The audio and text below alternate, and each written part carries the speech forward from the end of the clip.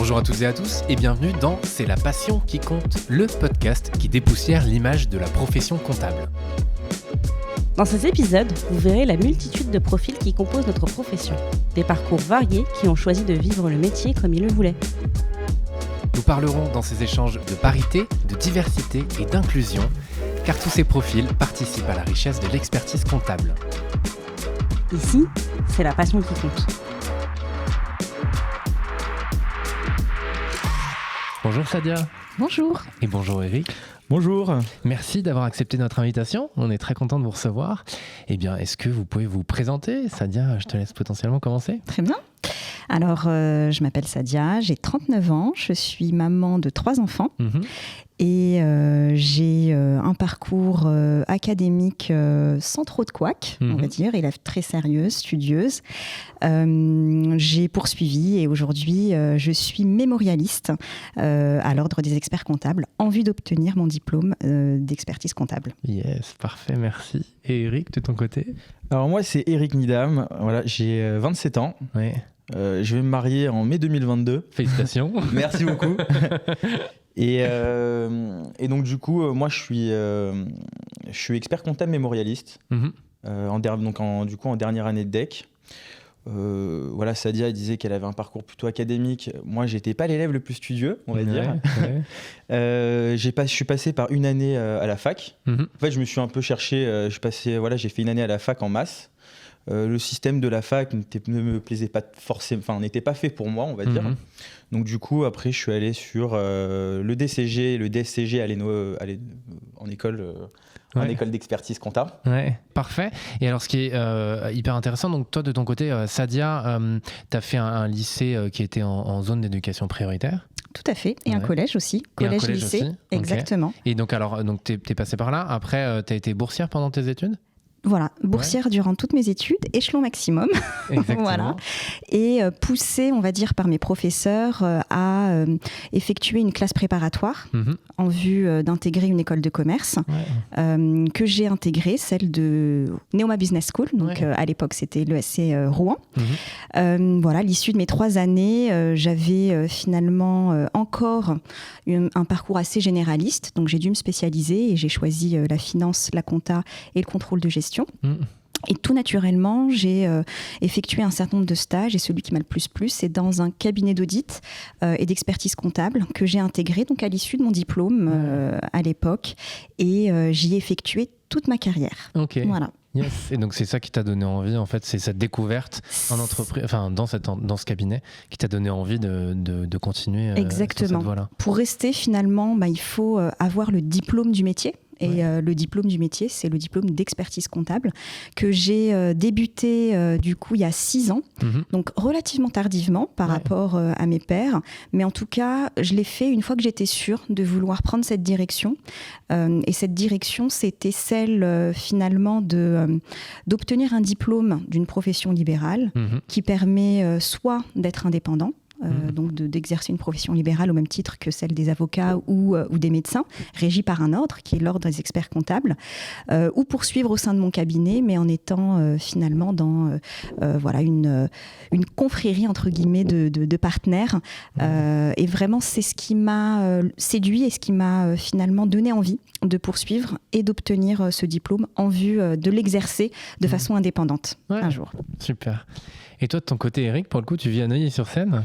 Exactement. Donc, complètement différent. Alors, il n'y a pas eu ce côté zone prioritaire, d'éducation prioritaire. Est-ce que là aussi, tu peux nous parler de ton parcours, comment collège-lycée, et après, ce qui t'a aussi donné la puce à l'oreille pour aller dans ce métier-là, quoi. Alors, moi, je viens de Neuilly-sur-Seine. C'est vrai qu'on peut penser tout de suite que je peux être privilégié. C'est un peu le cas.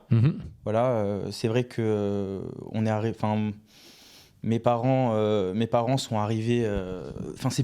Mes parents ne sont pas issus forcément ne sont pas nés à Neuilly.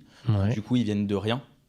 Et pour moi, je les prends en exemple parce que voilà, on m'a éduqué d'une certaine manière avec des principes et des valeurs qu'il faut aller qu'il faut toujours se donner à fond, la persévérance, se donner les moyens. Voilà, moi, mes parents, c'est vrai qu'ils nous ont donné les moyens d'y arriver. J'ai eu la chance d'étudier dans un lycée qui est assez connu, je ne sais pas si je peux donner le lycée Pasteur à Neuilly-sur-Seine. Et en fait, c'est vrai que on ne nous donne pas forcément les clés quand on est jeune. Ça veut dire, à 17 ans, moi, je ne savais pas forcément quoi faire. J'avais un goût pour les mathématiques, un goût pour l'histoire et l'économie. Donc, moi, je suis un passionné d'histoire, mais à côté de ça, j'ai cette filiale un peu scientifique, et pourtant, j'ai fait un parcours EES. Donc, ça veut un peu tout et rien dire. Et donc, du coup, moi, je me suis dirigé vers la fac en maths. Et c'est vrai que ce système n'était pas trop fait pour moi. Pourtant, les maths, j'adorais ça. Mais trop de maths tue les maths, on va dire, à mon goût. Le cadre n'était pas fait pour moi. Mon frère a fait la filiale expertise. Et en fait, c'est un diplôme qui m'a beaucoup parlé parce que c'était un diplôme très polyvalent. Donc, quand il m'en a parlé, on touchait à du management, de l'économie, de la finance, de la comptabilité. Et toutes ces matières, je me suis dit, avec ça, on peut faire... je pourrais être maître de mon destin. C'est vrai que le diplôme d'expert comptable, on dit que on est forcément voué à être expert comptable, mais on peut faire autre chose aussi avec ce diplôme-là. Y a des gens qui ne sont pas forcément inscrits à l'ordre, et pourtant qui ont le diplôme d'expert comptable. Et aujourd'hui, c'est vrai qu'on arrête beaucoup l'expert comptable à de la comptabilité, et ce sont des idées un peu préconçues, ce qui est absolument faux. Et de toute façon, on le voit aussi dans la mutation dans laquelle la profession est. Et c'est pour ça aussi que j'ai choisi ce diplôme, pour sa polyvalence et toutes les compétences techniques qu'elle nous permet d'acquérir. Ouais. Ça te parle aussi, Sadia, j'imagine? Alors, complètement, je le rejoins totalement sur le côté multifacette de l'expert comptable. On le voit juste finalement aux différentes matières à passer, qui vont du social au fiscal en passant par la compta ou encore sur l'audit et le contrôle. C'est un diplôme qui n'est pas simple finalement à atteindre. On ne sort pas des études théoriques et on est expert comptable, ça n'existe pas, contrairement à d'autres professions comme celle des avocats. On doit passer par une étape, une case expérience professionnelle qui est à minima de 3 ans. Et c'est même pas à l'issue de ces 3 années qu'on peut prétendre à atteindre en fait ce diplôme. Il faut vraiment une vraie expertise terrain, une vraie multidisciplinarité pour pouvoir en fait espérer avoir ce diplôme déjà qui passe par le DSCG, qui est un Master 2, l'équivalent d'un Bac plus 5, pour ensuite faire 3 années de stage terrain et ensuite passer 2 épreuves écrites et une épreuve orale qui est la soutenance d'un mémoire d'une 100aine de pages. Et ce mémoire, c'est bien évidemment pas si simple de pouvoir le rédiger puisqu'il doit apporter quelque chose à la profession. C'est-à-dire que ce mémoire doit être tourné vers un plus qu'on va apporter à nos confrères et qui est d'une certaine façon le gage pour nous de rentrer dans cette profession en leur apportant le fruit de notre expérience passée, d'une certaine façon.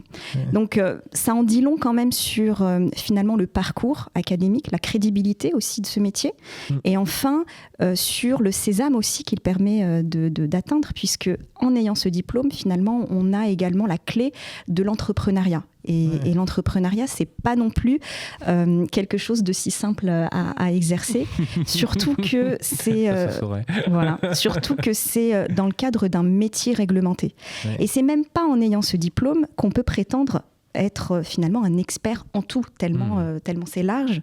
Et pour couronner le tout, c'est un métier qui est en mouvance totalement tout le temps, en mouvance réglementaire et en mouvance aussi finalement pour suivre la société et son évolution, puisqu'on est les accompagnateurs finalement premiers des entreprises. Et si on doit être leur accompagnateur et être pertinent, il faut qu'on soit à la page finalement de l'évolution de notre métier et de l'évolution de nos sociétés. Donc moi, j'ai été assez surprise quand même de ne jamais avoir vu finalement durant l'ensemble de mon parcours des représentants de cette profession, que ce soit dans les forums d'écoles ou autres.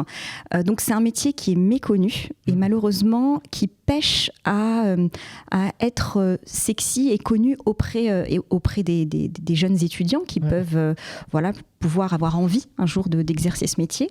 Et moi, je l'ai appris finalement sur le tas. Et aujourd'hui, je suis complètement convaincue que non seulement il peut m'apporter la crédibilité de mon expérience, mais aussi la clé de l'entrepreneuriat vers ce métier réglementé. Donc, moi, j'y vais un peu plus tardivement, mais en tout cas, sûre et certaine de mon choix également. Mais c'est ça qui est intéressant aussi, c'est que tu vas après plusieurs années d'expérience et donc de montrer en fait qu'on peut à un moment donné retourner dans ce milieu-là, dans cette profession-là si on a envie. Complètement. C'est cette diversité aussi des parcours, encore une fois, qui est hyper intéressante. Tout à fait. Ouais. Et vous avez tous les deux plusieurs fois employé le mot entrepreneuriat. Je trouve que ce serait très intéressant. Pour le coup, ça te parle bien? Ouais, ça me parle carrément. En fait, c'est vrai que dans ma présentation, j'ai oublié de le dire. Voilà, je suis en train de monter ma start-up. Avec mon ancien collègue, mon associé. Et je te rejoins complètement, Sadia, sur le fait que l'entrepreneuriat, c'est pas évident.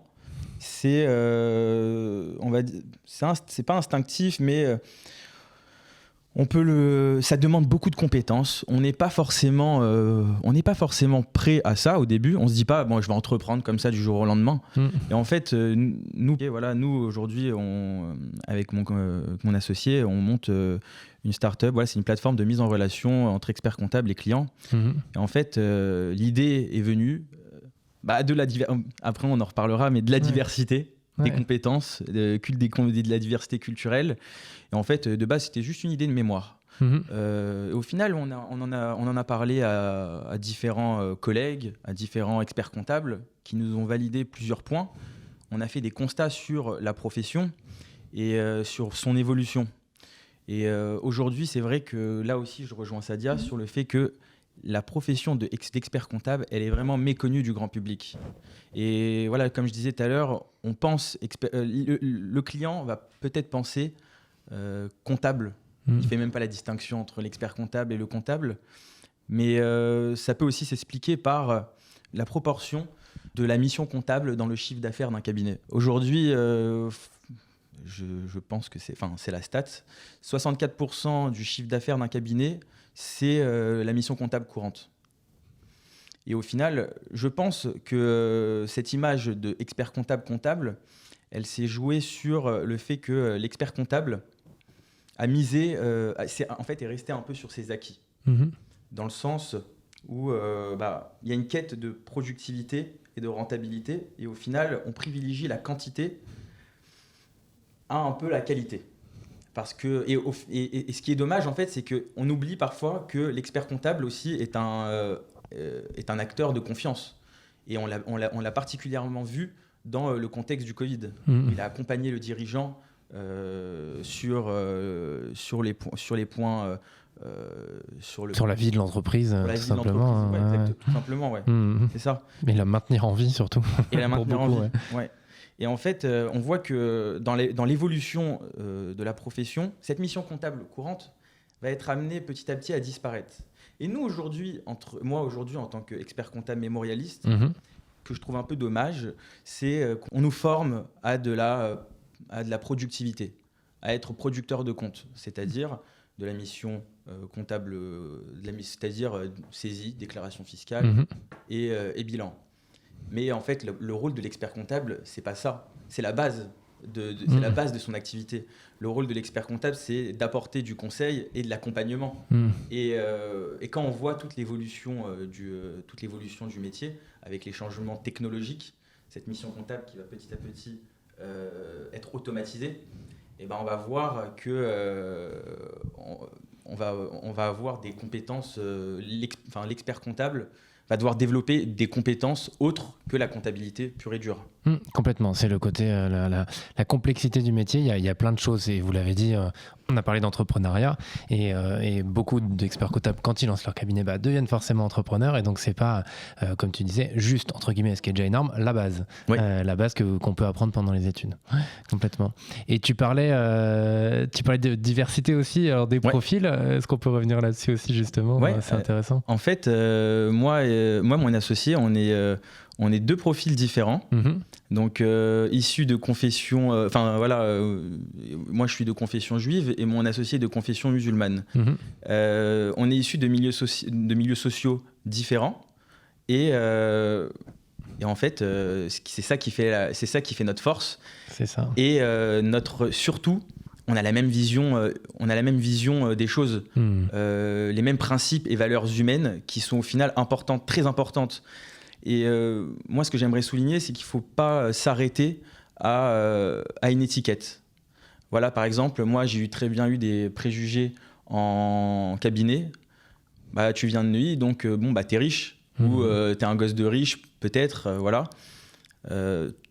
Tu ne connais pas mon histoire, tu sais pas qui je suis, donc ne pas juger, apprendre, parce qu'au final, moi par exemple, l'histoire de mon associé, moi c'est vraiment, ça peut mettre une claque à certaines personnes, et ça montre la détermination, la persévérance de la personne, on est des moteurs, on se complète, nous on s'appelle un peu le yin et le yang. Non mais c'est drôle, hein. Un peu moi je suis le feu, un peu foufou, je suis très sociable, je vais vers les autres, et voilà, mon associé il est plus posé, plus calme, réfléchi sur certains points, et on est très complémentaires. Et voilà, c'est ça qui fait la force de notre association. Ouais. Et en cabinet, et moi, la diversité, c'est hyper important. Je le vois aujourd'hui à travers cette start-up, mais je le vois aussi en cabinet, parce que l'expérience de l'un fait la richesse de l'autre. Complètement. Sadia, je te vois acquiescer, ça te parle? Oui, non, ça me parle beaucoup, surtout que, du haut de mes 16 années d'expérience, moi, j'ai vu passer plein de vagues, plein de promotions, plein de collaborateurs. Et c'est vrai que ce qui m'a beaucoup frappée, c'est l'ouverture à la diversité durant l'ensemble de mon parcours, parce que d'une certaine façon, le métier a dû ouvrir aussi un peu son spectre de recrutement. Les grandes écoles de commerce ou les grandes écoles d'ingénieurs n'étaient finalement plus le pourvoyeur de collaborateurs principal. Je parle surtout des bigs parce que je suis issue d'un big.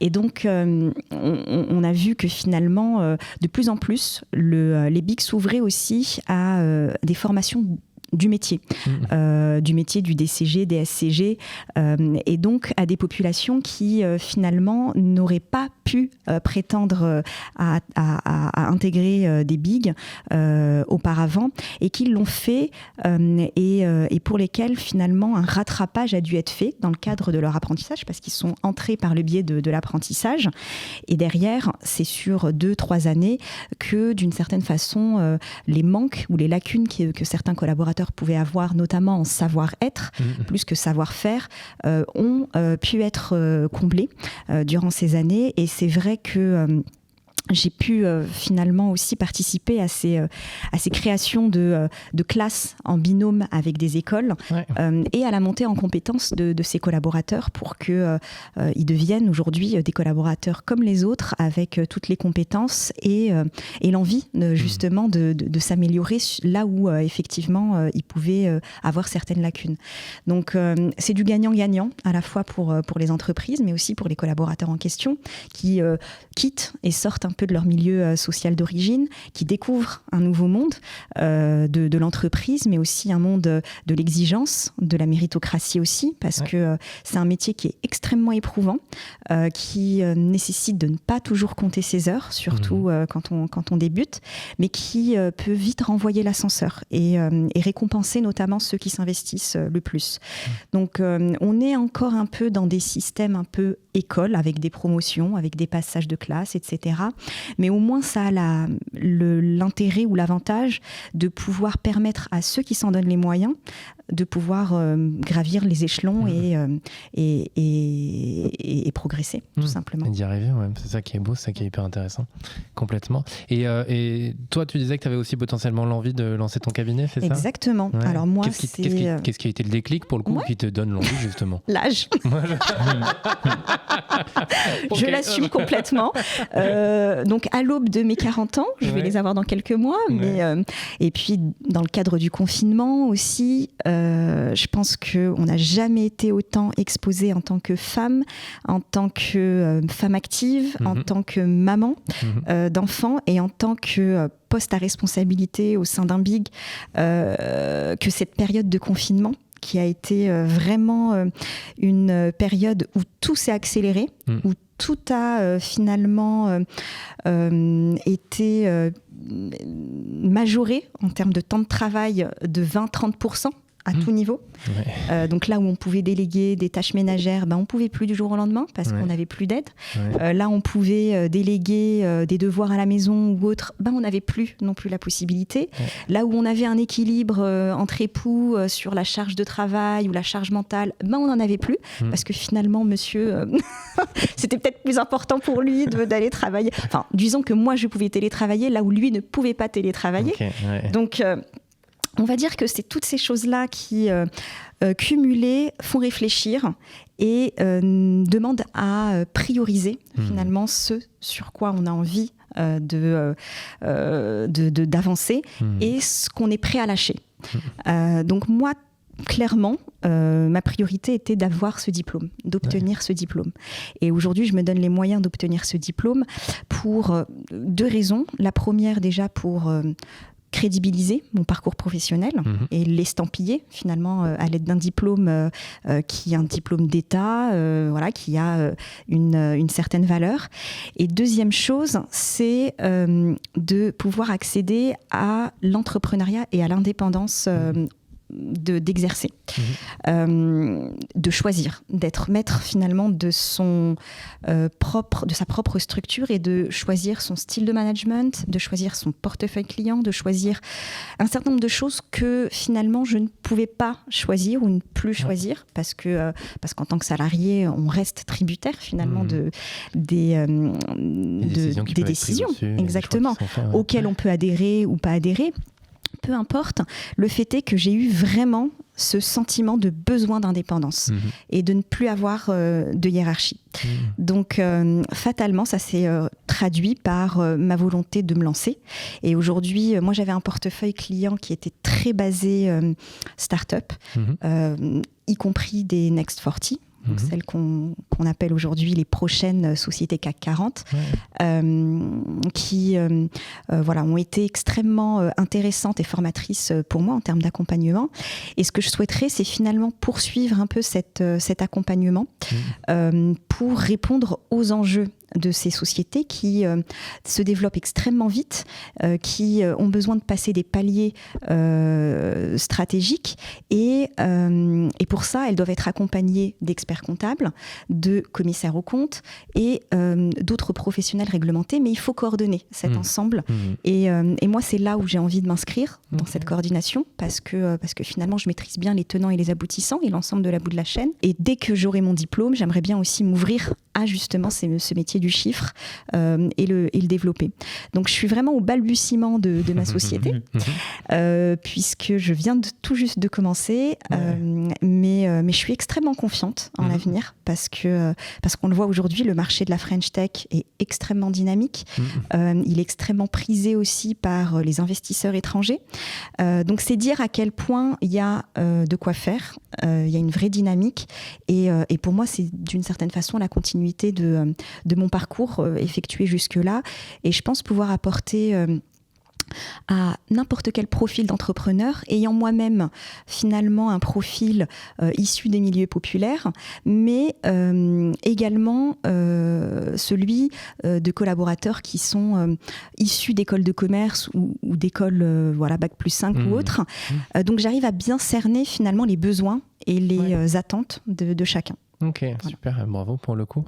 Qu'est-ce que vous auriez comme conseil à donner aux jeunes experts comptables qui se lancent ou qui en tout cas hésitent peut-être encore un peu mais qui auraient envie de se lancer? Qu'est-ce que vous voulez leur dire et peut-être quelque chose qu'on vous a pas dit quand vous avez commencé? Personnellement, moi j'aimerais leur dire que les portes sont ouvertes. Voilà, moi par exemple, je suis issu de l'école privée au niveau de l'expertise. Mon associé est issu de l'école publique. On est arrivé au même stade. Donc ça peut nous ouvrir beaucoup de portes. Ça peut nous donner les clés de l'entrepreneuriat parce qu'on va connaître tous les tenants et les aboutissants d'une entreprise, de ce que c'est une entreprise. Et ça nous permet de développer des compétences, faut le dire, autres que la comptabilité. Je préfère mettre le point, des compétences financières, des compétences digitales, dans le monde du digital. Voilà, moi je connais une expert comptable qui est spécialisée, qui est data analyst. Voilà, c'est des experts comptables qui sont spécialisés RSE. Voilà, il faut toujours aller... chercher à aller plus loin. Ça en fait déjà quelques-uns des conseils. Ça fait déjà beaucoup. Et surtout, j'aimerais insister sur l'évolution de la profession. Moi, j'aurais aimé, parce qu'en fait, dans le cadre de ma start-up, j'ai beaucoup étudié le marché de l'expertise comptable, comment ça allait évoluer, et surtout de se mettre à la page. D'étudier, de se dire que voilà, il y a beaucoup de compétences qu'on peut développer autour de l'expertise, autour de l'expert comptable. Il y a un écosystème. Sadia, de ton côté? Moi, de mon côté, je pense que c'est un métier qui est fait aux gens curieux. Aux gens qui ont envie d'apprendre, qui ont envie de découvrir. C'est vraiment l'occasion pour les collaborateurs de pouvoir finalement avoir des entrées privilégiés dans toute nature de société. Donc, pour ceux qui sont curieux, qui ont envie d'apprendre, qui ont envie de poursuivre leur cursus de formation, c'est une voie que je leur recommande vivement parce que ça peut aussi leur ouvrir les portes vers d'autres envies, d'autres opportunités. Mais c'est surtout un des meilleurs moyens aussi d'accéder à une profession libérale, réglementée pour les plus courageux qui veulent se lancer.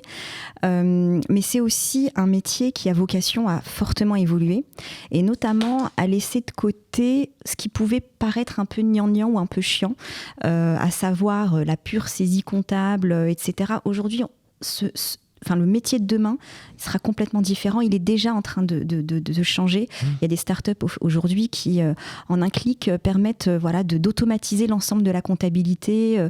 Je ne vais pas décrire les procédés, mais la vocation de ce métier, c'est demain de devenir plutôt des conseillers privilégiés. Et quoi de plus crédible que d'être un expert comptable diplômé pour apporter de réels conseils et d'accompagnement aux entreprises qui se développent et qui n'ont jamais été aussi nombreuses à se créer ces dernières années. Complètement. Parfait, merci beaucoup. Je laisse le mot de la fin peut-être. Est-ce que vous voulez ajouter quelque chose? Ça fait une petite demi-heure qu'on est en train d'échanger. Est-ce que vous voulez ajouter quelque chose à notre échange? Pour ma part, c'était un réel plaisir de pouvoir échanger avec vous deux. Et place à la diversité. Soyons ouverts d'esprit, persévérance. C'est beau. Très bien. Je rejoins complètement et encore une fois, je pense qu'on peut tout faire dès lors qu'on a envie et dès lors qu'on s'en donne les moyens. Donc il ne faut vraiment pas hésiter, il faut surtout lever ces barrières invisibles qu'on peut se mettre soi-même alors qu'elles n'existent pas réellement. Parfait. Sadia, Eric, merci beaucoup. Merci. À très bientôt.